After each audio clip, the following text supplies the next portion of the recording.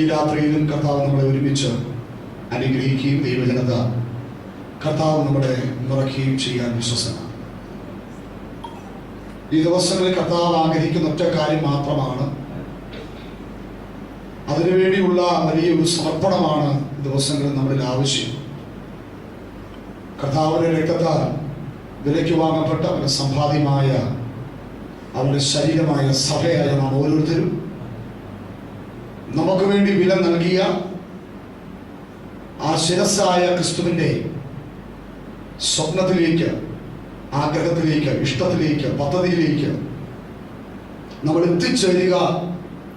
അതാണ് ദിവസങ്ങളിൽ കർത്താവ് ആഗ്രഹിക്കുന്നത് എന്നാണ് ഈ ദിനങ്ങളിലൊക്കെ പരിശുദ്ധാത്മാവ് നമ്മളോട് സംസാരിച്ചുകൊണ്ടിരിക്കുന്നത്. ഒരു ആത്മീയ സത്യം ഞാൻ നിങ്ങളോട് പറയാം. ആ ഒരു സമർപ്പണത്തിനായി നിങ്ങൾ ഈ ദിനങ്ങളിൽ ആഗ്രഹിക്കുകയും പ്രാർത്ഥിക്കുകയും ചെയ്യുന്നെങ്കിൽ നിങ്ങളുടെ ജീവിതത്തിന്റെ സമസ്ത മേഖലകളിലും നിങ്ങൾ പ്രതീക്ഷിക്കുന്നതിനേക്കാൾ വലിയ കാര്യങ്ങൾ ചെയ്യുവാൻ കരുത്തുള്ളവനാണ് കർത്താവ്. ഈ ദിനങ്ങളിൽ ഞാൻ അനുഭവിച്ചുകൊണ്ടിരിക്കുക. കൊലോസ്യ ലേഖനം 1-ാം അധ്യായം അതിലെ 27, 28, 29 വാക്യങ്ങൾ. കൊലോഷ്യൻസ് ചാപ്റ്റർ 1 verse 27 to 29 വേഗത്തിൽ വായിക്കാം. Colossians chapter 1 verse 27 to 29. അവരോട് ജാതികളുടെയും ഈ മർമ്മത്തിന് മഹിമാതനം എന്തെന്ന് അറിയിപ്പാൻ ദൈവത്തിന് ഇഷ്ടമായി. ആ മർമ്മം മഹത്വത്തിന്റെ പ്രത്യാശയായ ക്രിസ്തു നിങ്ങളിൽ ഇരിക്കുന്നു എന്നുള്ളത് തന്നെ. അവനെ ഞങ്ങൾ അറിയിക്കുന്നതിൽ ഏത് മനുഷ്യനെയും ക്രിസ്തുവിൽ തെരഞ്ഞവനായി നിർത്തേണ്ടതിന് ഏത് മനുഷ്യനെയും പ്രബോധിപ്പിക്കുകയും ഏത് മനുഷ്യരോട് സകല ജ്ഞാനത്തോടുകൂടെ ഉപദേശിക്കുകയും ചെയ്യുന്നു. അതിനായി ഞാൻ എന്നിൽ ബലത്തോടെ വ്യാപരിക്കുന്ന അവന്റെ വ്യാപാര ശക്തിക്കൊത്തവണ്ണം പോരാടിക്കൊണ്ട് അധ്വാനിക്കുന്നു. ശ്രദ്ധിക്കുക. ഒന്ന്, ക്രിസ്തുവിന്റെ തലയോളം വളരുക. രണ്ട്, ക്രിസ്തുവിന്റെ അതേ പ്രതിമയായി രൂപാന്തരപ്പെടുക. മൂന്ന്, ക്രിസ്തുവിൽ തികഞ്ഞവനായി മാറുക. Perfection in Christ.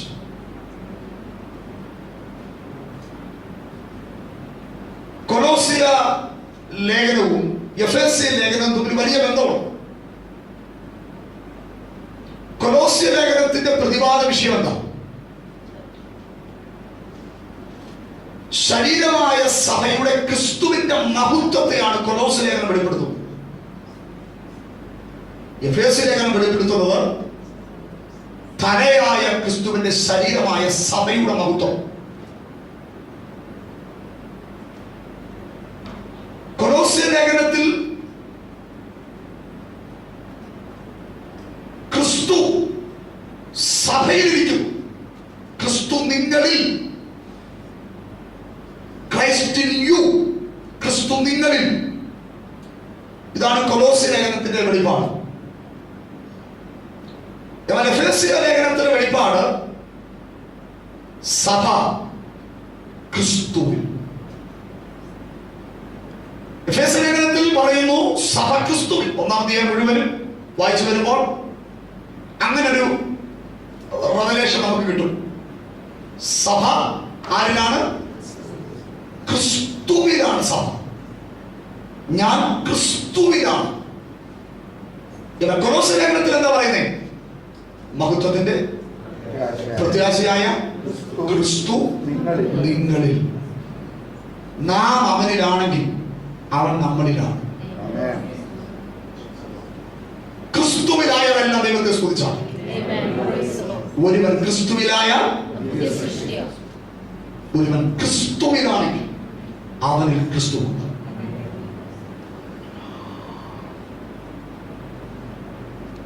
ഇവിടെ ഇങ്ങനെ വായിക്കുന്നു 29-ാം വാക്യത്തിൽ, അതിനായി ഞാൻ എന്നിൽ ബലത്തോടെ വ്യാപരിക്കുന്ന അവന്റെ വ്യാപാര ശക്തിക്കൊത്തവണ്ണം പോരാടിക്കൊണ്ട് അധ്വാനിക്കുന്നു. അതിനായി ഇംഗ്ലീഷിൽ കൊടുത്തിരിക്കുന്നത് ഫോർ ദിസ് പർപ്പസ്. ഒരു ലക്ഷ്യം. അതിനായി, ഫോർ ദിസ് പർപ്പസ്, ഒരു ലക്ഷ്യത്തിനായി, ഒരു ലക്ഷ്യം പ്രാപിക്കുന്നതിനായി ഞാൻ എന്ത് ചെയ്യുന്നു? പോരാടുന്നു.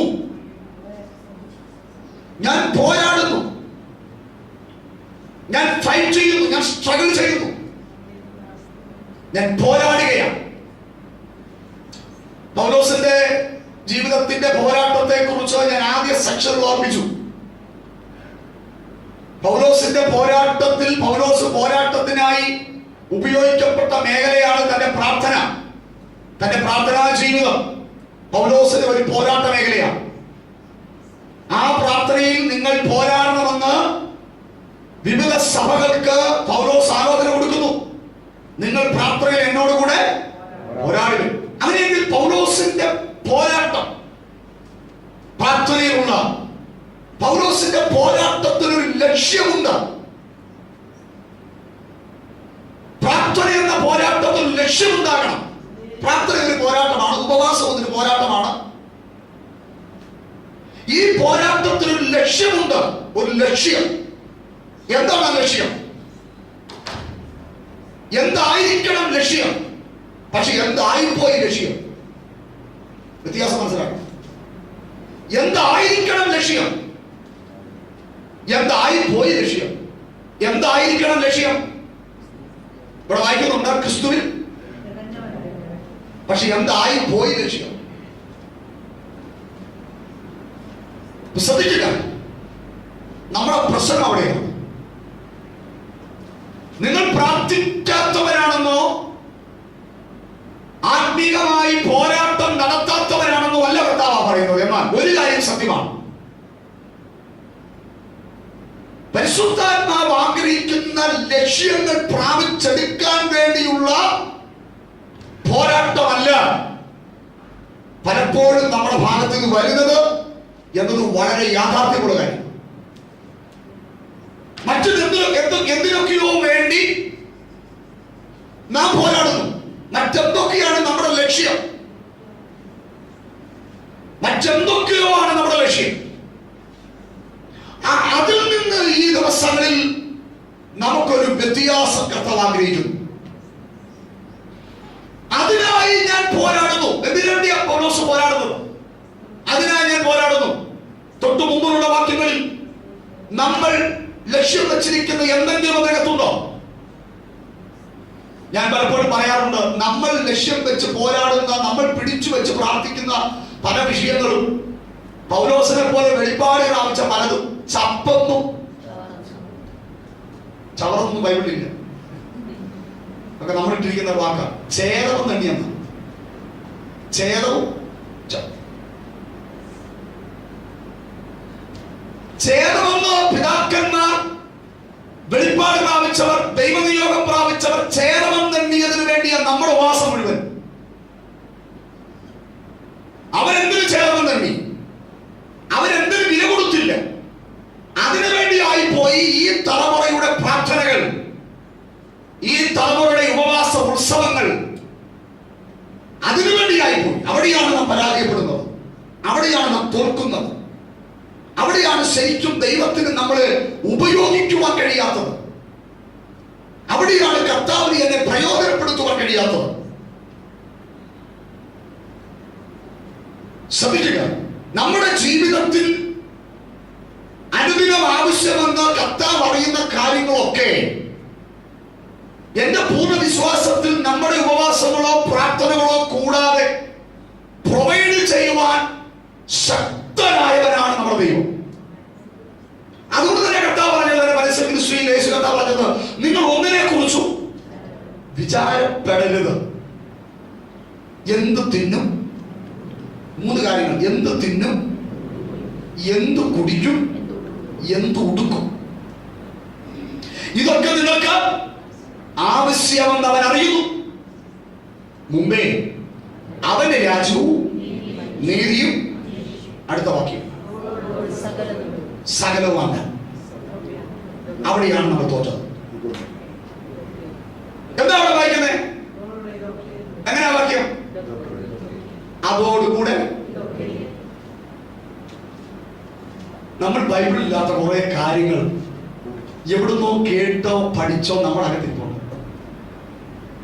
അതോടുകൂടെ ഇതൊക്കെയും, ഏതാ? തിന്നുന്ന, കുടിക്കുന്ന, ഉടുക്കുന്ന, ഇത് 3 ഇല്ലാത്ത ആരെങ്കിലും ഈ രാത്രിയിലാത്തുണ്ടെങ്കിൽ കർത്താവ് വിശ്വസനല്ല. അപ്പൊ കർത്താവ് ചെയ്യാമെന്ന് പറഞ്ഞ് എന്ത് ചെയ്യുന്നു? ചെയ്ത് കഴിയും. ഹലോ, മനസ്സിലായിട്ടില്ല? സത്യം പറഞ്ഞ ബൈബിളായിട്ട് പ്രസംഗിച്ച സ്വതന്ത്രം പറയും. സത്യമാണ്, എനിക്ക് മനസ്സിലാക്കിയ കാര്യമാണ്. വചനമായി പ്രസംഗിച്ച നിങ്ങൾ പറഞ്ഞ വചനം എങ്ങനെ പ്രസംഗിക്കും? വചനം എങ്ങനെ പ്രസംഗിക്കും? ദൈവത്തിന്റെ പരിശുദ്ധാത്മാവ് ആ ഭാഗത്തിൽ കൂടെ എന്താഗ്രഹിക്കുന്നു? ജനത്തിന്റെ കയ്യടിക്ക് വേണ്ടി വചനം എന്ത് ചെയ്യാം? ഇപ്പൊ ഈ വാക്യം വേണമെങ്കിൽ ഇങ്ങനെ പറയാം. നമ്മൾ പലരും പഠിച്ചു വെച്ചിരിക്കുന്ന പോലെ മുമ്പേ വരെ രാജനീതിയും അതോടുകൂടെ സകലവും നിനക്ക് കിട്ടും, സകലവും നിനക്ക് കിട്ടും, സകലവും മെർസഡസിന്റെ കാർ നിനക്ക് കിട്ടും, BMW കാർ നിനക്ക് കിട്ടും, സകലവും നിനക്ക് കിട്ടും. ഇവിടെ കസേരയൊക്കെ പറക്കുന്നു. സകലം സകലം നമ്മൾ തൃപ്തിയായി. യഥാർത്ഥത്തിൽ അതാണോ കർത്താവ് ആഗ്രഹിച്ചത്? സകലം കിട്ടുമെന്നാണ് പറഞ്ഞേ. ഈ ലോകം മുഴുവൻ കിട്ടുമെന്നാണ് പറഞ്ഞേ. പിന്നെ ഇതൊക്കെയും എന്താ? മുമ്പേ ഞാൻ പറഞ്ഞ കാര്യങ്ങൾ, 3 കാര്യങ്ങൾ: തിന്നുന്ന വിഷയം, കുടിക്കുന്ന വിഷയം, ഉടുക്കുന്ന വിഷയം, ഇതൊക്കെയും ഞാൻ നിങ്ങൾക്ക് തരും. തരുന്നില്ലേ കർത്താവ്? അങ്ങനെ തരാൻ വിശ്വസ്തനല്ലേ കർത്താവ്? നമുക്ക് തന്നുകൊണ്ടിരിക്കുന്നു എന്ന് വിശ്വാസം എത്ര പേരുണ്ട്?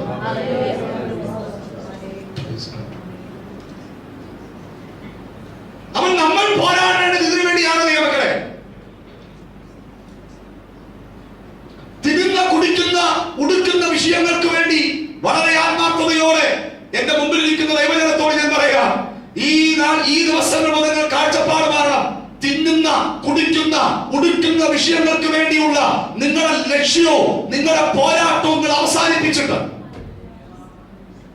അടുത്ത നിലവാരത്തിലേക്ക് നിങ്ങൾ കയറി വരണം. അങ്ങനെ കയറി വന്നു കഴിഞ്ഞാൽ നിങ്ങൾ നിരാശപ്പെടത്തില്ല. 10 രൂപ കുറഞ്ഞാലും നിങ്ങൾക്ക് സങ്കടം ഉണ്ടാകത്തില്ല. 1 മാസം ജോലിയില്ലേ നിങ്ങൾക്ക് സങ്കടം ഉണ്ടാകത്തില്ല. വീട് പണി മുടങ്ങിയാൽ നിങ്ങൾക്ക് സങ്കടം ഉണ്ടാകത്തില്ല. എന്താ നമ്മൾ സങ്കടമുള്ളവരായി തീരുന്നത്? നമ്മുടെ ലക്ഷ്യം ദൈവിക പദ്ധതിയിൽ നിന്ന് തിരിയപ്പെട്ടു, ദൈവിക വഴിയിൽ നിന്ന് തിരിയപ്പെട്ടു. സ്തോത്രം. സത്യം ഈ വെളിപ്പാടിലേക്ക് വരുന്നതിന് മുമ്പ് സത്യം ആത്മാർത്ഥമായി വളരെ എന്താ പറയുക, സ്ട്രൈറ്റ് ആയിട്ട് തുറന്ന് പറയും. ഈ റെവലേഷനൊക്കെ കയറുന്നതിന് മുമ്പ് വിദേശ യാത്രകൾ എത്ര വീട്ടിൽ മാക്സിമം പോകാൻ വരുന്നത് ജിപ്പാഷ എന്റെ ചിന്ത. മാക്സിമം എത്ര വീട്ടിൽ പോകാം? ഒരു ദിവസം മാക്സിമം എത്ര വീട്ടിൽ പ്രസംഗിക്കും? ഇതൊക്കെയായിരുന്നു എന്റെ ചിന്ത. ലക്ഷ്യങ്ങളിൽ നിന്ന് എവിടെയൊക്കെയോ വ്യത്യാസം സംഭവിച്ചു. മാക്സിമം ഇപ്പൊ വീടുകളിൽ പോകാതിരിക്കാനാണ് നോക്കുന്നത്. സത്യമാണ്. മാക്സിമം ഒരു ദിവസം 10 മീറ്റിങ്ങോ 5 മീറ്റിങ്ങോ പ്രസംഗിക്കാതെ ഒരു മീറ്റിംഗ് നന്നായി പ്രയോജനപ്പെടുക, ബാക്കി സമയങ്ങൾ പ്രാർത്ഥനയ്ക്കുള്ളിടുക. കാര്യം ഇതൊന്നുമല്ല കർത്താവ് ആഗ്രഹിക്കുന്ന ലക്ഷ്യമെന്ന് ദൈവാത്മ പഠിപ്പിച്ചു. അതുകൊണ്ട് കാര്യങ്ങൾ വല്ല മുടങ്ങുന്നോ? ഇല്ല, ഒരു കാര്യവും മുടങ്ങുന്നില്ല. പണ്ട് മുടങ്ങിയിട്ടുണ്ട്, ഇപ്പൊ മുടങ്ങുന്നേ ഇല്ല. പണ്ട് 10 വീട്ടിൽ കയറി ഒരു വെള്ളിയാഴ്ച തന്നെ 10 മീറ്റിംഗ് പ്രസംഗിച്ചിട്ട് മുടങ്ങിയ കാര്യങ്ങൾ ഇപ്പൊ മുടങ്ങുന്നില്ല. എന്താ മുടങ്ങാത്തത്? ദൈവം ആഗ്രഹിച്ച പ്രോപ്പർ ചാനലിലേക്ക് എത്തിയെന്നല്ല, എത്താൻ തയ്യാറായി, എത്താൻ മനസ്സുവെച്ചു. എനിക്ക് ഈ രാത്രിയിലും ഭയങ്കര വിശ്വാസമുള്ള ദൈവമക്കളെ, എന്റെ ആവശ്യങ്ങളോ എന്റെ വിഷയങ്ങളോ എന്റെ പ്രവർത്തനങ്ങളോ ഞാൻ ആരോടും ഷെയർ ചെയ്തിട്ടില്ല. ഒരു മിനിസ്ട്രിയും ഷെയർ ചെയ്തിട്ടില്ല, ചെയ്യത്തുമില്ല. കാരണം എന്റെ ജീവിതത്തിലെ ആവശ്യങ്ങൾ ഞാൻ ഒരു വ്യക്തിയോട് ഷെയർ ചെയ്ത് അതിലുണ്ടാകുന്ന സിമ്പതിയിൽ നിന്ന് എനിക്ക് ലഭിക്കുന്ന നന്മയല്ല ദൈവപ്രവൃത്തി. ദൈവപ്രവൃത്തി എന്ന് പറയുമോ? പത്രോസും കൊർന്നലിയോസും തമ്മിൽ ഒരു ബന്ധമില്ല ദീപാശ്രയം. പക്ഷെ കൊർന്നലിയോസോട് തമ്പുരാൻ പറഞ്ഞു, ഇങ്ങനെ ഒരു മനുഷ്യൻ വിളിപ്പോണ്ട് പിടിക്കടാമനെ, കേൾക്കടാമനെ പ്രസംഗം കൊടുക്കടാമ. അവന്റെ പേരും മറുപേരും ഒരിക്കൽ പോലും പത്രോസ് എന്ന മനുഷ്യനെ കാണാതെ കൊർന്നേലിയോസിന്റെ വീട്ടിൽ കൈമാറിയ ഒരു ദൈവം അന്ന് മാത്രമല്ല ഇന്ന് രാത്രിയിലും ജീവിക്കുന്നു. ഇന്ന് രാത്രിയിലും ജീവിക്കുന്നു. സ്തോത്രം. പലരോട് ചോദിച്ചിട്ട് എന്തുകൊണ്ടാണ് പല നിലകളിൽ, പ്രത്യേകിച്ച് വിദേശ രാജ്യങ്ങളിലേക്കൊക്കെ വരുമ്പോൾ എന്തെങ്കിലുമൊക്കെ ഒരു പ്രൊജക്ട് വേണ്ടേ? ഏതെങ്കിലും ഒരു പ്രൊജക്ട് എവിടെങ്കിലും ഒന്ന് കൈമാറി ഏതെങ്കിലും നിലയിൽ ഞാൻ പറഞ്ഞ് തെറ്റിപ്പോയി. കാരണം കർത്താവ് എന്നെ പഠിപ്പിച്ചത് അങ്ങനല്ല. എന്റെ പ്രാർത്ഥനാമുറിയിൽ കർത്താവ് വെളിപ്പെടുത്തിയ അങ്ങനല്ല. മനുഷ്യരെ ആശ്രയിക്കുന്നതിനേക്കാൾ യഹോവയിൽ ആശ്രയിക്കുന്നത്. എനിക്ക് ഇന്ന് രാത്രി ഉറപ്പുണ്ട്, നാളെ എന്റെ ആവശ്യം എത്ര ലക്ഷമാണെങ്കിൽ അത് നിവർത്തിപ്പാൻ എന്റെ കർത്താവ് വിശ്വസ്തനാണ്. നിവർത്തിച്ചിട്ടുണ്ട്. ദൈവമക്കളെ, നിവർത്തിച്ചിട്ടുണ്ട്. അതൊന്നും ഞാൻ ഇവിടെ വിശദീകരിക്കാനോ വിവരിക്കാനോ തയ്യാറാകുന്നില്ല. Praise the Lord. അതുകൊണ്ട് എങ്ങും ആരിൽ നിന്നും എവിടെ നിന്നും ഒന്നും പ്രതീക്ഷിക്കാറില്ല. പ്രതീക്ഷിക്കുമ്പോഴാണ് നിരാശ വരുന്നത്. പ്രതീക്ഷിക്കാതിരുന്നാലോ ഒരു നിരാശയില്ല. സകലതും ദൈവത്തിന്റെ മഹത്വത്തിനായി, ദൈവനാമത്തിനായി നമ്മുടെ കാഴ്ചപ്പാടുകളെ മാറ്റുവാൻ നാം തയ്യാറായ നിശ്ചയമായും നിന്റെ പുറകിൽ അനുഗ്രഹം വരും, നിന്റെ പുറകിൽ ഐശ്വര്യം വരും, നന്മയും കരുണയും ആയുഷ്കാലമൊക്കെയും നിന്നെ പിന്തുടരും. അതിനെ പിന്തുടരുക, അതിനെ പിന്തുടരുക. അതിനുവേണ്ടി പോരാടി സമയം കളയരുത്. അതിനുവേണ്ടിയല്ല നമ്മൾ വിലയ്ക്ക് വാങ്ങപ്പെട്ട് തമ്മിൽ കൊണ്ടുവന്നിരിക്കുന്നത്. നമ്മുടെ ലക്ഷ്യമതാകരുത്. അതിനർത്ഥം നാളെ മുതൽ നിങ്ങൾ ജോലിക്ക് പോകണമെന്നല്ല, ജോലി ചെയ്യേണ്ടതല്ല, അധ്വാനിക്കണമെന്നല്ല. അതിനപ്പുറമായ ഒരു കാഴ്ചപ്പാട് നിങ്ങളുടെ ഹൃദയത്തിൽ ആത്മീക വിഷയത്തിൽ ഉണ്ടാകണം. ഇവിടെ മിക്കവാറും 21 അങ്ങനെ കമ്മ്യൂണിസ്റ്റ് ആയിട്ട് ഫാഷൻ നടക്കുന്ന ചർച്ചയാണല്ലോ. നിങ്ങളിൽ ചിലരെങ്കിലും ആത്മഭാരത്തോടെ ആ ദിവസങ്ങളിൽ ദൈവസനെ പ്രാർത്ഥിക്കുകയും ഉപവസിക്കുകയും ചെയ്യുന്നവരാണ്. നാളുകളിൽ നടക്കാൻ പോകുന്ന ഏതെങ്കിലും ഈ നിലയിലുള്ള പ്രാർത്ഥനകളിൽ നിങ്ങളുടെ പ്രാർത്ഥനാ വിഷയങ്ങൾ തിന്നുന്നതാകരുത്, കുടിക്കുന്നതാകരുത്, ഉടുക്കുന്നതാകരുത്. അതാകരുത് നിങ്ങളുടെ വിഷയം. അത് നന്നായി അറിയുന്നവരുണ്ട്. ഒരു ഉപദേശമൊന്നും നല്ലത്. ശ്രദ്ധിക്കുക. അതിനായി ഞാൻ പോരാടുന്നു. പൗലോസിന്റെ പോരാട്ടം എന്തിനു വേണ്ടിയാണ്? For this purpose. ഒരു ലക്ഷ്യം അവനുണ്ട്. ലക്ഷ്യമുണ്ടോ ദൈവമക്കളെ? ഈ ദിവസങ്ങളുടെ വെളിപ്പാടുകൾ നിങ്ങളുടെ ഹൃദയത്തിനകത്തൊരു വലിയ ലക്ഷ്യം ദൈവാത്മാവ് തരിക. ഒരു വലിയ ലക്ഷ്യം കർത്താവ് തരിക. പോരാടാനുള്ള ഒരു വലിയ ലക്ഷ്യം ദൈവം തരിക. പ്രാർത്ഥിക്കാനുള്ള ഒരു വലിയ പ്രാർത്ഥനാ വിഷയം ദൈവം തരിക. രാമേ പറഞ്ഞാട്ടെ.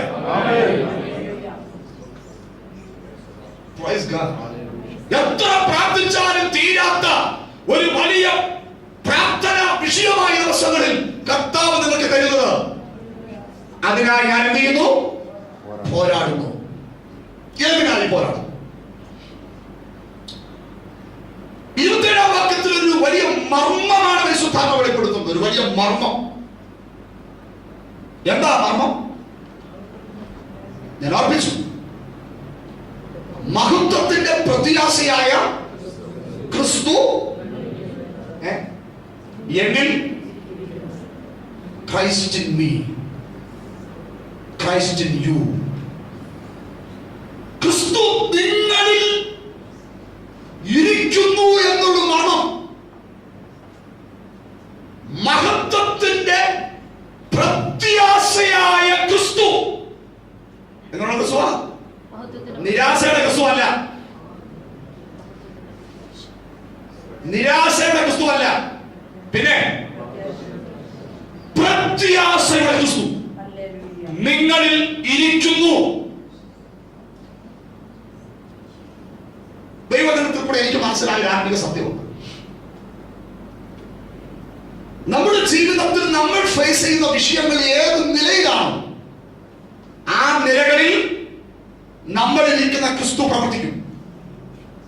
പ്രത്യാശയായി പ്രവർത്തിക്കും, സൗഖ്യമായി പ്രവർത്തിക്കും, കരുതലായി പ്രവർത്തിക്കും, വ്യത്യസ്ത നിലയിൽ പ്രവർത്തിക്കും.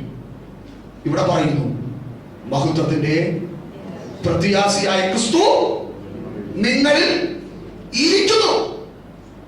ആ വിശ്വാസം എത്ര പേരുണ്ട്? ക്രിസ്തു എന്നിൽ ഇരിക്കുന്നു എന്ന് സന്തോഷം എത്ര പേരുണ്ട്?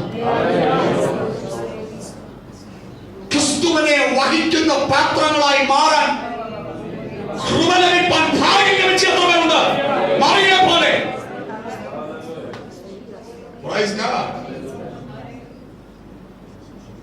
നിങ്ങൾ കർത്താവിന്റെ മന്ദിരമാണ്. ശ്രദ്ധിക്കുക, ക്രിസ്തു നിങ്ങളിൽ ഇരിക്കുന്നു. ക്രിസ്തു ഇരിക്കുന്നവർ അടുത്ത കാര്യം മനസ്സിലാക്കണം. ആരിലാണോ ക്രിസ്തു ഇരിക്കുന്നത്, യഥാർത്ഥത്തിൽ ക്രിസ്തു നമ്മളിൽ ഇരിക്കുന്നു, അല്ലെങ്കിൽ ക്രിസ്തു നമ്മളിൽ വസിക്കുന്നു. ക്രിസ്തു നമ്മളിൽ ഇരിക്കാൻ നമ്മൾ വലിയ വിലയൊന്നും കൊടുത്തിട്ടല്ലേ ക്രിസ്തു നമ്മളിൽ ഇരിക്കുന്നത്? ആണോ? ക്രിസ്തു നമ്മളിൽ ഇരിക്കുന്നതിന് നമ്മൾ വലിയ പേരൊന്നും എടുത്തിട്ടല്ലേ ക്രിസ്തു നമ്മളിൽ ഇരിക്കുന്നത്? നമ്മൾ പേരൊന്നും എടുക്കാതെ ക്രിസ്തു നമ്മളിൽ ഇരിക്കാൻ ആ നിലകളിൽ നമ്മളെ പ്രാപ്തരാക്കി, യോഗ്യരാക്കി ക്രിസ്തു നമ്മളിൽ ഇരിക്കുന്നെങ്കിൽ, ഒറ്റ വാക്ക് ഞാൻ പറയാം, പൗലോസിന്റെ പോരാട്ടവും ലക്ഷ്യവും ഒറ്റ കാര്യത്തിലാണ്. അകത്തിരിക്കുന്ന ക്രിസ്തുവിന്റെ പെർഫെക്ഷൻ ആരിലാണോ ക്രിസ്തു ഇരിക്കുന്നത് അവനിൽ വെളിപ്പെടണം. മനസ്സിലായി? ക്രിസ്തു അകത്തിരിക്കുന്നതോടുകൂടെ, വസിക്കുന്നതോടുകൂടെ ക്രിസ്തീയ ജീവിതം അവസാനിക്കുകയല്ല. ക്രിസ്തു അകത്ത് വസിക്കുന്നതോടുകൂടെ ക്രിസ്തീയ ജീവിതം അവസാനിക്കുന്നില്ല. അതോടുകൂടെ ക്രിസ്തീയ ജീവിതം ആരംഭിക്കുക. നമ്മളൊക്കെ ഇതുകൊണ്ട് തൃപ്തിപ്പെടും. ആ ക്രിസ്തു തീർന്നു പരിപാടി. അതയാണ്ട് വലിയ കാര്യമായിട്ടോ, വലിയ കാര്യമല്ല. ക്രിസ്തു അതിലിരിക്കുന്നു. പക്ഷേ അകത്തിരിക്കുന്ന ക്രിസ്തുവിന്റെ സ്വപ്നം, ആരിലാണോ ക്രിസ്തു ഇരിക്കുന്നത്, ആരിലാണോ ക്രിസ്തു വസിക്കുന്നത്, അകത്തിരിക്കുന്ന ക്രിസ്തുവിന്റെ തികവ്, പെർഫെക്ഷൻ ആരിലാണോ ക്രിസ്തു ഇരിക്കുന്നത് അവര് വെളിപ്പെടണം. ഇതാ യേശുവിന്റെ സ്വപ്നം. മനസ്സിലാകുന്നത് നിങ്ങൾക്ക്? ശ്രദ്ധിക്കുക, കുറച്ചുകൂടെ ആ ഭാഗത്തെ മനസ്സിലാക്കി തരാൻ ആഗ്രഹിക്കും. പൗലോസ് പറയുന്നത്, ഞാൻ അതിനായി അല്പം പ്രയാസം നിങ്ങൾക്ക് വരുമെന്ന് എനിക്ക് തോന്നുന്നു. അല്പം ഗ്രഹിക്കാൻ അല്പം പ്രയാസം വരുമോ എന്ന് സംശയം. വളരെ വളരെ സിമ്പിൾ ആണ് ഞാൻ പറയുന്നത്. പൗലോസ് പറയുന്നു, അതിനായി ഞാൻ എന്ത് ചെയ്യുന്നു? അവിടെ 3 കാര്യങ്ങൾ പൗലോസ് ചെയ്യുന്നുണ്ട്. പ്രബോധിപ്പിക്കുന്നു, ഉപദേശിക്കുന്നു, പോരാടുന്നു. ഒറ്റ ലക്ഷ്യമാണ്. എന്താ ലക്ഷ്യം? ഏത് മനുഷ്യനും ക്രിസ്തുവിൽ തികഞ്ഞവനാകണം. Perfection in Christ, complete in Christ. ക്രിസ്തുവിൽ തികഞ്ഞവനാകുക. ആരാണ് ക്രിസ്തുവിൽ തികഞ്ഞവനാകേണ്ടത്? ഇത്രയും പറഞ്ഞു ആർക്കും പറയാൻ പറ്റൂ. ആരാണ് ക്രിസ്തുവിൽ തികഞ്ഞവനാകേണ്ടത്? ക്രിസ്തു അകത്ത് ഉള്ളവൻ.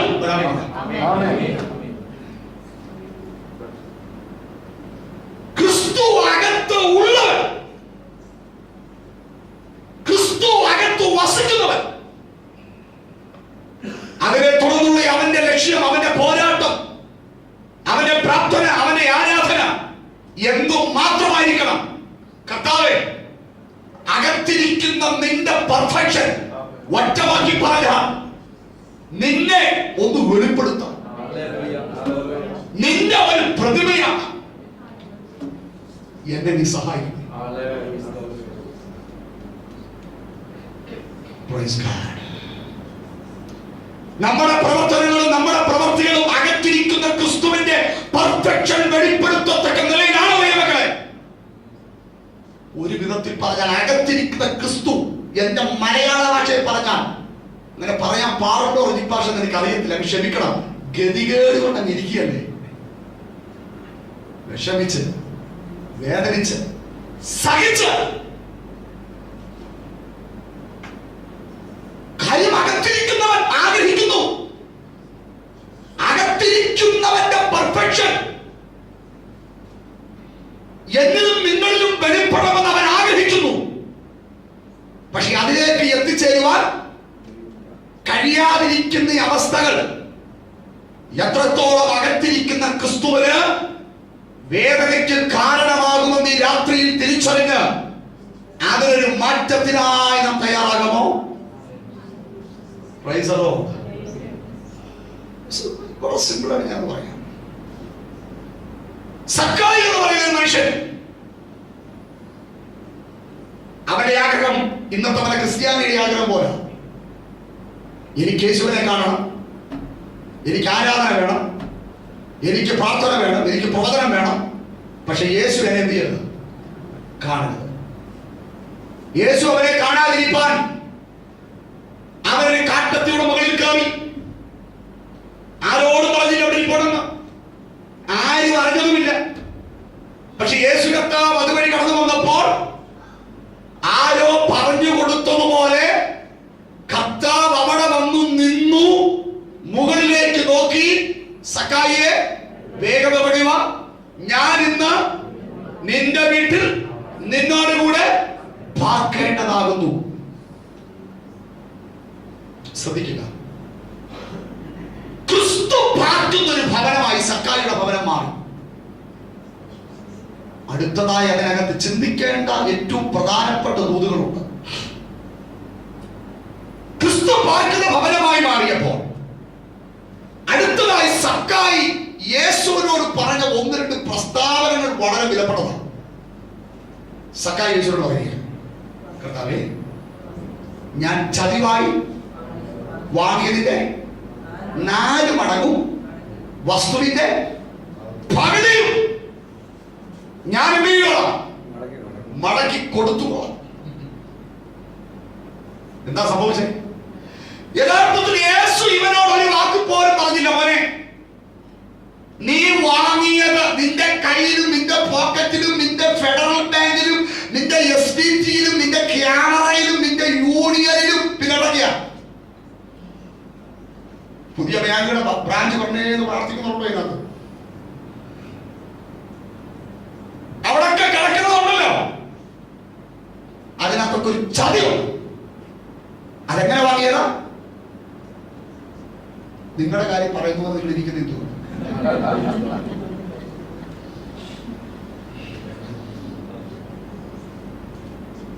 ചതിവായി വാങ്ങിയത്. വേണ്ട ദൈവമക്കളെ, വേണ്ട. 1 മണിക്കൂർ പോലും ഓവർ ടൈം കട്ട് ചെയ്തെഴുതി നിന്റെ കയ്യിൽ 10 റിയാൽ വരണം. മറ്റൊരാൾക്ക് ലഭിക്കേണ്ട നന്മ നിന്റെ പേഴ്സിൽ കയറുന്നു. അവൻ മനസ്സിലേക്ക് പ്രാർത്ഥിച്ചാൽ നിനക്കത് വേദനയായിട്ട് മാറും. നാട്ടിലൊക്കെ ഞാൻ പലപ്പോഴും പറയുന്നുണ്ട്, ഓട്ടോക്കാരന്മാരെ വഴക്കുണ്ടാക്കും. വലിയ പൈസക്കാരൻ 2 രൂപയ്ക്ക് വേണ്ടി, ഓട്ടോക്കാരന്മാർ 2 രൂപയ്ക്ക് വേണ്ടി ഇഷ്ടം പോലെ പണമുള്ളവര് 2 രൂപയ്ക്ക് വേണ്ടി വഴക്കുണ്ടാക്കുന്നു. അവസാനം ഇവര് പറയും, ഇങ്ങനെ പറഞ്ഞു കേട്ടിട്ടുണ്ട്, കൊണ്ടുപോയി തിന്ന്. അവനെ മനസ്സൂരിക. നിന്റെ 2 രൂപയ്ക്ക് പകരം 2 ലക്ഷം എപ്പ പോയെന്ന് ചോദിച്ചാൽ സ്തോത്രം. വെറുതെ ചന്തയിൽ പോയി കിടന്നാണ് കൊടുക്കുന്നത്, സൂപ്പർ മാർക്കറ്റിൽ പോയി ആണ് കൊടുക്കുന്നത്. 1 റിയാലിനും 2 രൂപയ്ക്കും 10 രൂപയ്ക്കൊക്കെ ആയിരുന്നു. 2 രൂപയാണ് അവൻ കൂടുതൽ ചെയ്യാൻ മക്കളെ. 2 രൂപയാണ് കൂടെ, അവന് സന്തോഷിക്കട്ടെ. 10 രൂപയുടെ കൂട്, അല്ല 50 രൂപയുടെ കൂട്, അവനൊക്കെ സന്തോഷിക്കട്ടെ. പക്ഷെ നമുക്ക് പറ്റില്ല. വെറുതെ തിന്നു കളഞ്ഞാൽ നമ്മളെ ചെയ്യത്തില്ല. ഇന്നത്തെ ഒരു ഇന്നലെ ഉള്ള മൂടെ ഇന്നില്ലല്ലോ. എന്താ കാര്യം? കാര്യം ശരിയായില്ല. സ്തോത്രം, സ്തോത്രം. Praise the Lord. തിന്ന് വെറുതെ തിന്ന് കളയുന്നത്. ഈ 2 രൂപയ്ക്ക് വഴക്കുണ്ടാക്കുന്ന വീട്ടിൽ മനുഷ്യരെക്കാളും വിലയുള്ള സാധനങ്ങൾ നടക്കുന്നുണ്ട്. എന്തുവാ?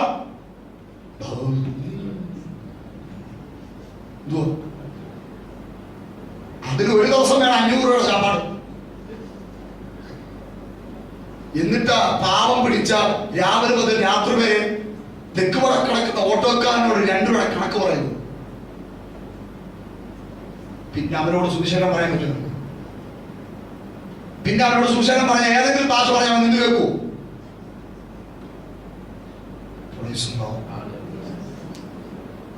ആരുടെയും കരച്ചിൽ നമ്മുടെ ജീവിതത്തെ ബാധിക്കരുത്. ബാധിച്ച അഴിയാത്ത കെട്ടുകളും അഴിയാത്ത ബന്ധനങ്ങളുമായി അത് ജീവിതത്തിൽ മാറും. നമ്മുടെ പറമ്പിൽ ജോലി ചെയ്യുന്നവർ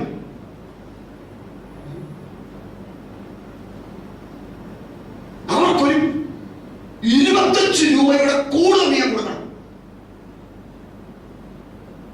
എല്ലാവർക്കും ഒരു കൂലിയുണ്ട്.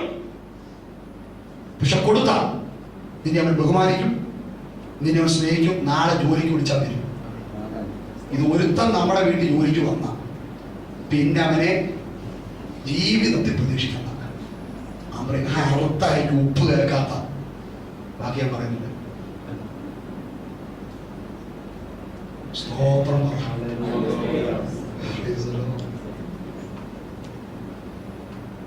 ഞങ്ങളുടെ വീട്ടിൽ ജോലിക്ക് വരുന്ന പ്ലംബർമാരുണ്ട്, ഇലക്ട്രീഷ്യന്മാരുണ്ട്. സത്യം പറ അവരൊക്കെ എന്റെ ഫോൺ കേൾക്കുമ്പോൾ ചോദിക്കും, മാസം എപ്പോഴാ വരണ്ടേ? പണിയൊന്നും ഉണ്ടോ പോലും ചോദിക്കുന്നില്ല. എപ്പോഴാ? കാരണം അങ്ങനെ ട്രീറ്റ് ചെയ്യാൻ മനസ്സുണ്ടെങ്കിൽ എന്നിട്ട് നീ അവനെ പിടിച്ചിരുത്തി സുവിശേഷം പറഞ്ഞു നോക്ക്. ഇത് 5 വയസ്സോടെ ഇറക്കത്തുമില്ല. ഭയങ്കര ന്യായോടി. കർത്താവിന്റെ വരവ് എടുക്കപ്പെട്ടോണം, വിശുദ്ധിയിലും വേർപാട് ജീവിച്ചോണം, സ്നാനപ്പെടണം. ജോലി ചെയ്ത മര്യാദ കൂലി തരാത്തവനെ നീ ഒരു ന്യായം അടിക്കുന്നേ.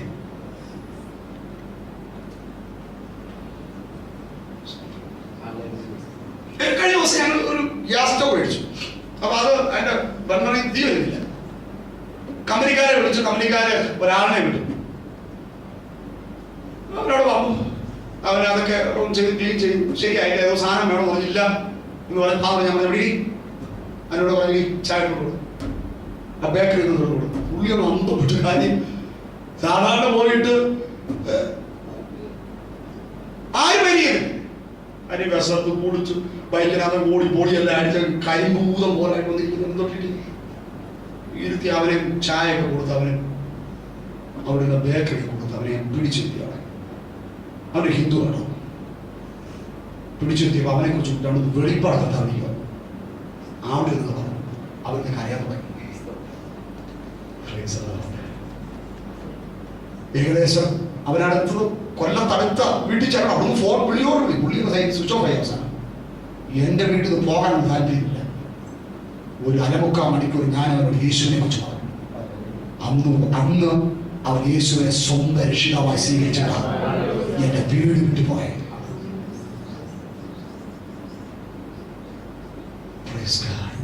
പഠിക്കേണ്ടത് ഈ മക്കളെ പഠിക്കണ്ട. ബൈബിൾ നിനക്ക് ABCD അറിയണ്ട. ഒരാത്മീക വെളിപ്പാട് നിന്റെ ഉള്ളറകളിൽ കത്താൻ തുടങ്ങിയ നിന്റെ ദൈവം ഏത് നിലവാരത്തിൽ ഏത് നിയോഗത്തിൽ ഉപയോഗിക്കുമെന്ന് ആർക്കും പറയാൻ പറ്റില്ല. സ്തോത്രം. ഹല്ലേലൂയ. അതുകൊണ്ട് ദിവസങ്ങളിൽ നമ്മുടെ കാഴ്ചപ്പാടുകൾക്ക് ശക്തമായ മാറ്റങ്ങൾ നമ്മുടെ കാഴ്ചപ്പാടുകളിൽ വെളിപ്പെട്ടു വരുവാൻ പരിശുദ്ധാത്മാവ് ആഗ്രഹിക്കുന്നു. നല്ലൊരാമി പറഞ്ഞാട്ടെ. നല്ലൊരാമി പറഞ്ഞാട്ടെ. ഇങ്ങനൊരു വാക്യം ബൈബിളിലുള്ള തണുപ്പിക്കുന്നവന് തണുപ്പ് കിട്ടും. മറ്റുള്ളവരെ ഏത് നിലകളിലും അവന്റെ പ്രയാസങ്ങളും അവന്റെ വിഷമങ്ങളും അവന്റെ വേദനകളും അറിഞ്ഞ് അവനെ തണുപ്പിക്കുവാൻ നിനക്കൊരു ഹൃദയമുണ്ടെങ്കിൽ സ്തോത്രം. Praise the Lord.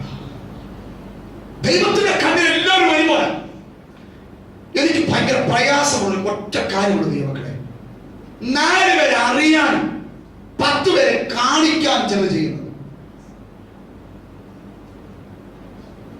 ദുബായിലുള്ള ഒരു മനുഷ്യൻ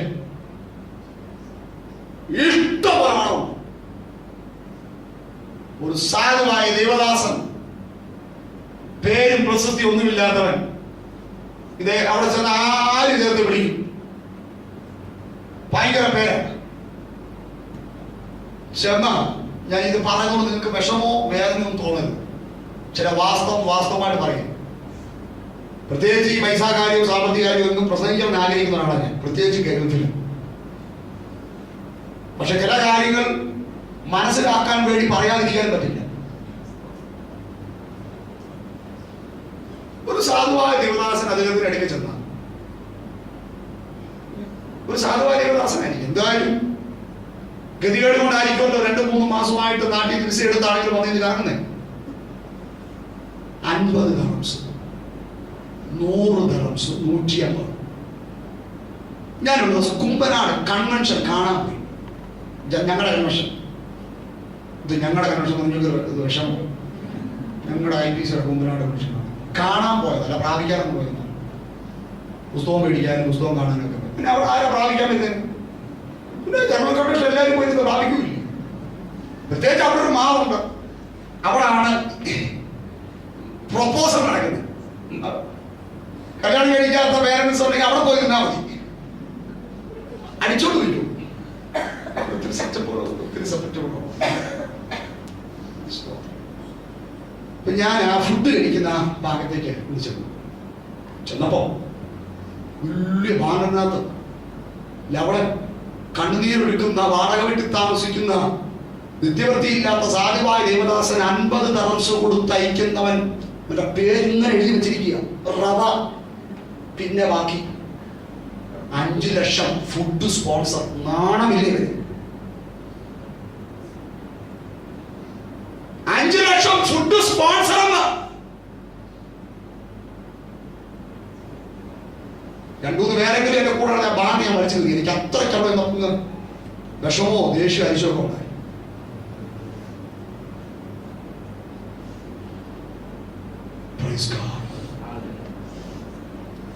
എവിടെ പോയി ഈ മക്കളെ കാഴ്ചപ്പാട്? പേര് കിട്ടും, സ്റ്റേജിൽ സീറ്റ് കിട്ടും, കയ്യടി കിട്ടും. പക്ഷെ ഈ പാവപ്പെട്ടവനെ നോക്കിയാൽ ഒന്നും കിട്ടത്തില്ല. പക്ഷെ തമിഴാണ് അംഗീകരിക്കും.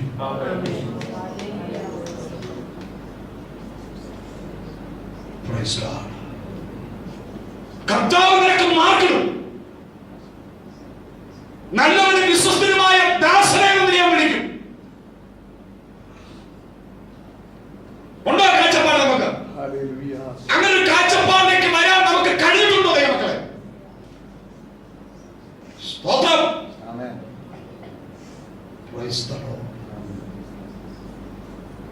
കർത്താവ് പറഞ്ഞു, ഞാൻ നിങ്ങളുടെ അടുക്കൽ വിശക്കുന്നവരായിട്ട്, വസ്ത്രമില്ലാതെ, ക്ഷീണിതനായിട്ട് നിങ്ങളെന്നെ എന്തില്ല, നിങ്ങളെന്നെ എന്തില്ല, ചേർത്തുകൊണ്ടില്ല.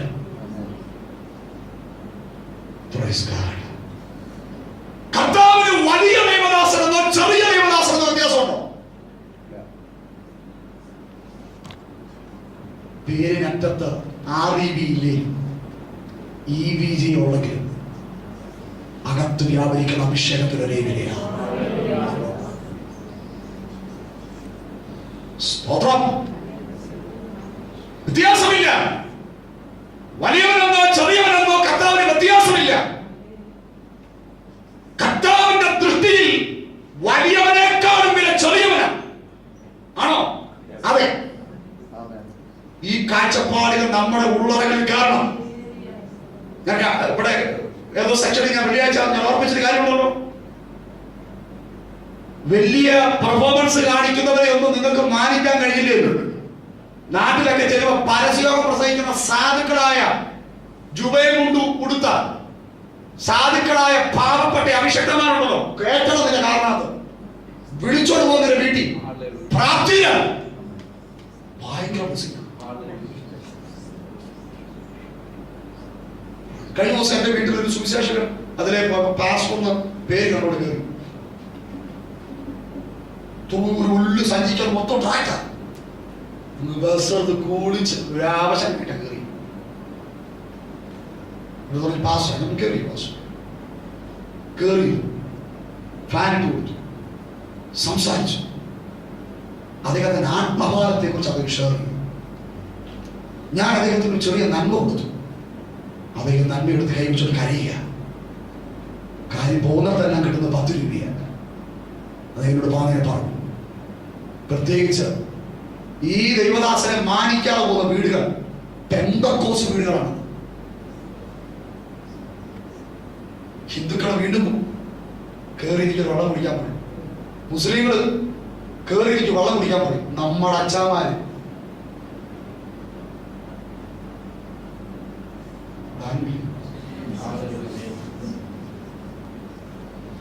ശ്മശാനം മതി, നമുക്ക് ഇങ്ങനെ സൈലന്റ് പോയാൽ എവിടെങ്കിലും ഒക്കെ പൊട്ടിത്തെറിക്കുന്നതാണ്. Praise God. Praise God. Praise God.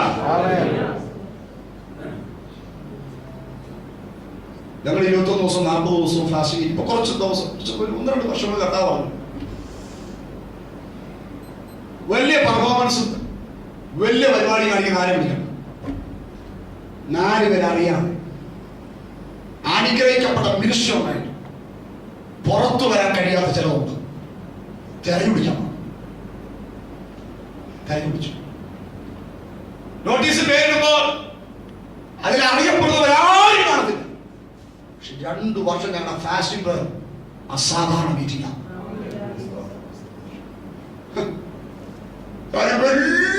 നോക്കി വിളിക്കും.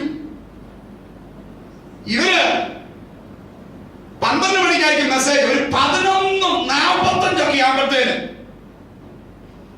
ഇങ്ങോട്ട് കാറൊക്കെ ഇങ്ങോട്ട് നിർത്തി ബ്ലാക്ക് ക്യാറ്റ്സിനെ കൊണ്ട് ഡോറൊക്കെ തുറപ്പിച്ചു ഇങ്ങോട്ട് വന്നു. ഒരു 12:55 ആകുമ്പോൾ 11:55 ആകുമ്പോൾ വന്നിരിക്കും. ഒരു 12 മണിയാകുമ്പോൾ മാറ്റിയെടുക്കും. താകർത്തു വായി. ഒരു സെക്ഷനൊക്കെ നിൽക്കും, വരുമോ എന്നാൽ സാധുക്കളുണ്ട് കേട്ടോ. അച്ഛാ അവര് 10:30 മീറ്റിംഗില്ലേ 10:15 വരും. വന്നിട്ടേ അവിടെ ഒന്ന് പ്രാർത്ഥിക്കും. ഒരു പക്ഷേ വലിയ ദൂതൊന്നും കാണത്തില്ല, ഹീബ്രു ഗ്രീക്കൊന്നും കാണത്തില്ലെന്നോ, പക്ഷെ പറയുന്ന ഓരോ വാക്കിൽ കൂടെ തീരാണ്.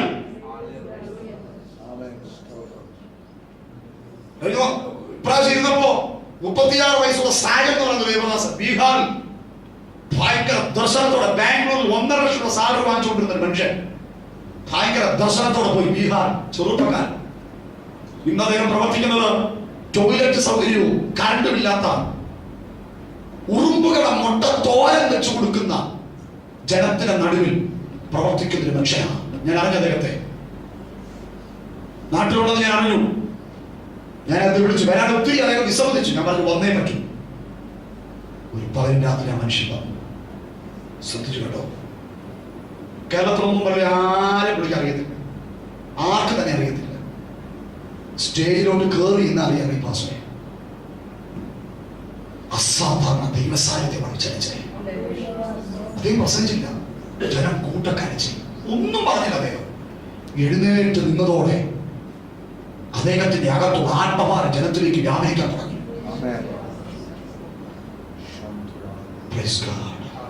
ദൈവമക്കൾ, ഒരു കാര്യം ഞാൻ വളരെ സങ്കടത്തോടെ പറയാം, അറിയപ്പെട്ടിട്ടും ഉപയോഗിക്കപ്പെടുന്ന പലരും ഇന്ന് പുറത്തു വന്നിട്ടില്ല.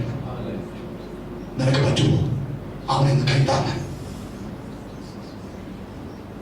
അറിയപ്പെടാതെ ഉപയോഗിക്കപ്പെടുന്ന പലരുമുണ്ട് ദൈവമക്കളെ. നിനക്ക് പറ്റുമോ അവരെ ഒന്ന് പ്രൊമോട്ട് ചെയ്യാൻ? കാഴ്ചപ്പാടുകൾക്ക് വ്യത്യാസം ഉണ്ടാകണം. ഹല്ലേലൂയ. എന്തോ കർത്താവ് ഈ ഒരു ഗ്രൂപ്പിനെ എന്തോ ഒരു വലിയ അസാധാരണ ദൈവിക പ്രവർത്തനങ്ങൾക്ക് വേണ്ടി പണിയും.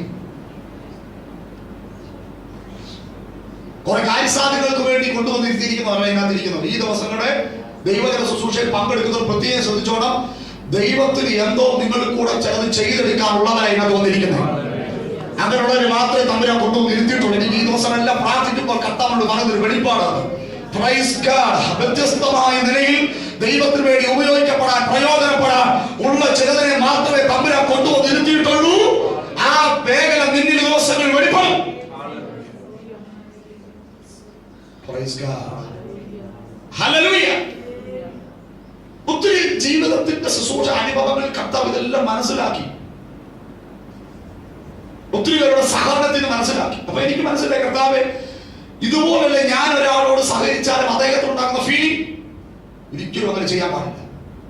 ഒരിക്കലും ആ ഒരു സമീപനം തെറ്റ് എന്ന് മനസ്സിലാക്കിയതോടു കൂടെ ആമേൻ പ്രാർത്ഥിക്കാൻ തുടങ്ങി. കർത്താവേ, ആ കാഴ്ചപ്പാടുകളിലേക്ക് ദൈവത്തിന്റെ പരിശുദ്ധാത്മാവെ എന്നെ തിരിച്ചു വിടണമേ. എന്താ അവിടെ നയിക്കുന്നത്? ആരിലാണ് ഈ പെർഫെക്ഷൻ ആരിലാണ് നടക്കേണ്ടത്? ക്രിസ്തു ആരിൽ വസിക്കുന്നുവോ, ആരിലിരിക്കുന്നുവോ അവൻ ക്രിസ്തുവിൽ തികഞ്ഞവനായി മാറണം. ഇതാണ് കർത്താവ് ആഗ്രഹിക്കുന്നത്. എന്താ ക്രിസ്തുവിൽ തികഞ്ഞവനാകുക? ക്രിസ്തുവിൽ തികഞ്ഞവനാകുക. ക്രിസ്തുവിന്റെ പെർഫെക്ഷൻ എന്താ? വേഗത്തിൽ ആ ഭാഗങ്ങളിലേക്ക് വളരെ വേഗത്തിൽ പോകാൻ കർത്താവ് ഞാൻ ആഗ്രഹിക്കുകയാണ്. 12 വാക്യങ്ങൾ വേഗത്തിൽ വായിക്കാം. 2 Corinthians chapter 7 verse 1. Hebrews chapter 5 verse 9. പ്രിയമുള്ളവരേ, ഈ വാഗ്ദത്തങ്ങൾ നമുക്കുള്ളതുകൊണ്ട് നാം ജഡത്തിലെയും ആത്മാവിലെയും സകല കന്മഷവും നീക്കി നമ്മെ തന്നെ വെടിപ്പാക്കി ദൈവഭയത്തിൽ വിശുദ്ധിയെ തികച്ചുകൊള്ളുക. തികയ്ക്കേണ്ട വിഷയങ്ങളെ കുറിച്ച് അവിടെ പറയുന്നു. ക്രിസ്തുവിൽ തികഞ്ഞവനാകുക. തികഞ്ഞു വരേണ്ട വിഷയങ്ങൾ എന്തൊക്കെയാണ്? ഒന്ന്, അവിടെ വായിക്കുന്നു, ദൈവഭയത്തിൽ വിശുദ്ധിയെ തികയ്ക്കുക, തികഞ്ഞവനാകുക. Hebrews chapter 5 verse 9.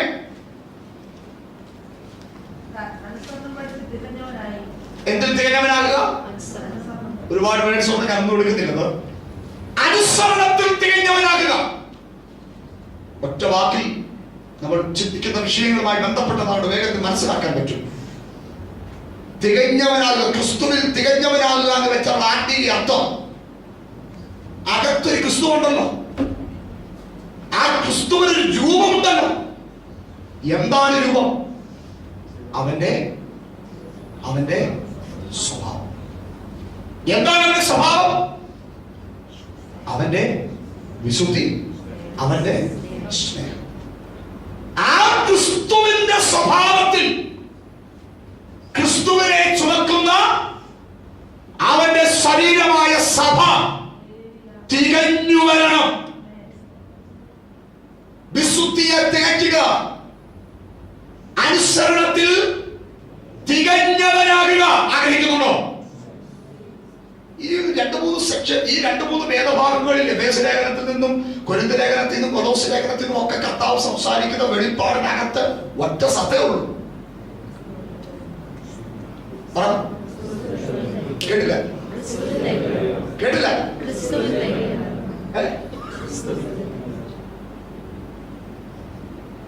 ക്രിസ്തുവിന്റെ സ്വഭാവത്തെ വെളിപ്പെടുത്തുന്ന സഭയാണ്. യേശുവിനെ വെളിപ്പെടുത്തുന്ന, അതുകൊണ്ട് പൗലോസ് പറഞ്ഞു, ഞങ്ങൾ ക്രിസ്തുവിന്റെ സ്ഥാനപതികൾ,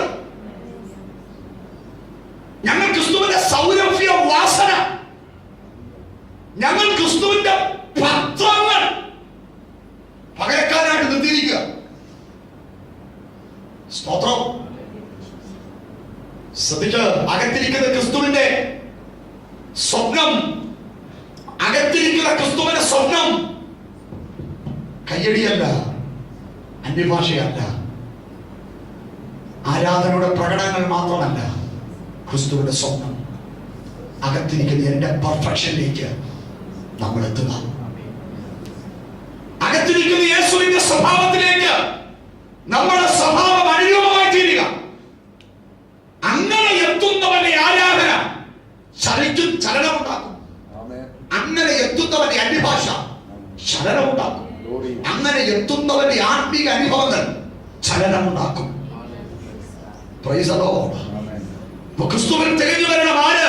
അകത്ത് ക്രിസ്തു വസിക്കുന്നെന്ന് ഉറപ്പ് പ്രാപിച്ച ദൈവമക്കളെ, അകത്തിരിക്കുന്ന ക്രിസ്തുവിന്റെ പെർഫെക്ഷൻ, വിശുദ്ധി, അനുസരണം, സ്നേഹം, അതിൽ അവന്റെ ശരീരമായ സഭ തികഞ്ഞു വരണം. അങ്ങനെ തികഞ്ഞു വന്നാൽ മാത്രമേ എഫേസ്യ ലേഖനം 5-ാം അധ്യായം 26-27 വാക്യങ്ങൾ, Ephesians chapter 5 verse 26 and 27. അവനെ വചനത്തോടെ കൂടി ജലസ്നാനത്താൽ വെടിപ്പാക്കി വിശുദ്ധീകരിക്കേണ്ടതിനും കറ ചുളുക്കം മുതലായത് ഒന്നും അവ കറ ചുളുക്കം ഉള്ളിടത്തോളം കാലം അകത്തിരിക്കുന്ന ക്രിസ്തുവിന്റെ പെർഫെക്ഷൻ കിട്ടുമോ? ജഡത്തിലെ പ്രവർത്തികളൊന്നും നടപ്പ് കറ ചുളുക്കം മുതലായ എന്നൊരു വാക്ക് കണ്ടോ? അവിടെ എഴുതാൻ സമയമില്ലാത്തോണ്ടാ. മുതലായ എന്ന് വെച്ചാൽ വാക്യം നമ്മൾ എന്ത് ചെയ്തോണം? പൂരിപ്പിക്കാൻ ഒത്തിരി കാര്യങ്ങൾ നമ്മളിലുണ്ട്. എന്തൊക്കെയാ? ഒത്തിരി കാര്യമുണ്ട്. മുതലായത് അല്ലാതെ ശക്തി പറ്റുന്ന കറയും ചുളുക്കത്തെ കുറിച്ചല്ല ഇവിടെ പറയുന്നത്. നമ്മുടെ ആത്മീയ ജീവിതത്തെ ബാധിക്കുന്ന ജഡത്തിന്റെ പ്രവൃത്തികൾ എന്തൊക്കെ? തുന്നല, പരിശുദ്ധിക്കലാരാധന, അസൂയ, പക, പിണക്കം, ജാരശങ്ക, ക്രോധം, ശാഠ്യം, കുന്തവശം, മദ്യപാനം, ഇങ്ങനെ തുടങ്ങി ആത്മീക ജീവിതത്തെ ബാധിക്കുന്ന ജഡത്തിന്റെ പ്രവൃത്തികൾ എന്ന കറ, ചുളുക്കം, ഇത് നമ്മളിൽ ഉള്ളിടത്തോളം കാലം അകത്തിരിക്കുന്ന ക്രിസ്തുവിന്റെ പെർഫെക്ഷനിലേക്ക് എത്താൻ പറ്റുമോ? ഇല്ല. അകത്തിരിക്കുന്ന ക്രിസ്തുവിന്റെ പെർഫെക്ഷനിലേക്ക് എത്തണമെങ്കിൽ, ക്രിസ്തുവിൽ തികഞ്ഞവനാകണമെങ്കിൽ, ക്രിസ്തുവിൽ തികഞ്ഞവനാകണമെങ്കിൽ എന്തൊക്കെ പോകണം? കറ, ചുളുക്കം, അസൂയ, ഇതൊക്കെ പോകണം. മുതലായത് ഒന്നുമില്ലാതെ. അടുത്തത് സഭയെ